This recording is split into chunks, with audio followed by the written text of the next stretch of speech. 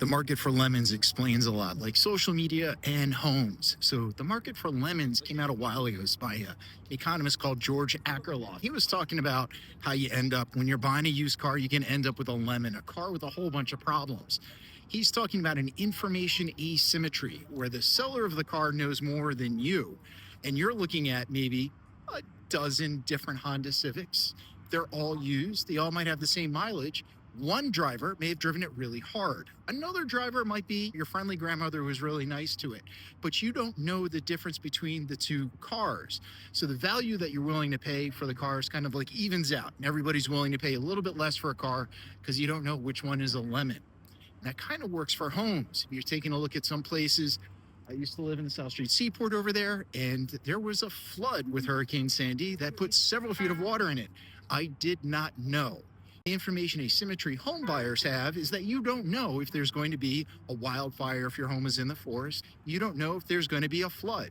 Whenever those flood maps get reproduced, or if people look at fire risks, all of a sudden your insurance goes up. And then you're one of those people complaining on Twitter about how your mortgage payment goes up because your insurance costs went up.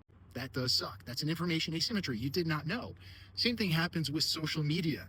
When we're taking a look at it, you just kind of trust that whoever you see on social media in a video is somebody you can trust. What we're relying on is an algorithm, a computer program that's showing us videos from different people to entertain us, to keep us on the app as much as possible. Why? Because it sells ads. Or some apps are like QVC or the Home Shopping Network. They're trying to get you to buy stuff. So they want you to be on the app all the time. But you're not sure if the person telling you something is accurate or factual or not. If you take a look at YouTube, you've got, say, Russell Brand, who's kind of shifted the type of content that he's done to try to engage a type of audience where he can sell more stuff. He basically talks about a lot of things that may or may not be factual. I don't really believe any of it. But when we're taking a look at influencers, you don't have a lot of information on the background or the research that someone has done if they happen to be talking about something.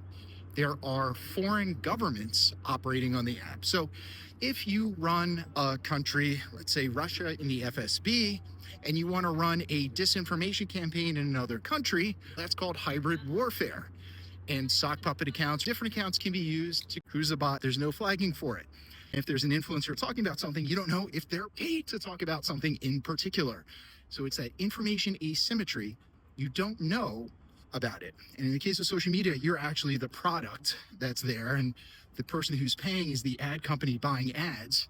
But that's that problem of engagement where you don't know if the influencer talking about something is truthful or not, or they're just trying to get you engaged or worked up about a specific issue that they're talking about. Market for lemon.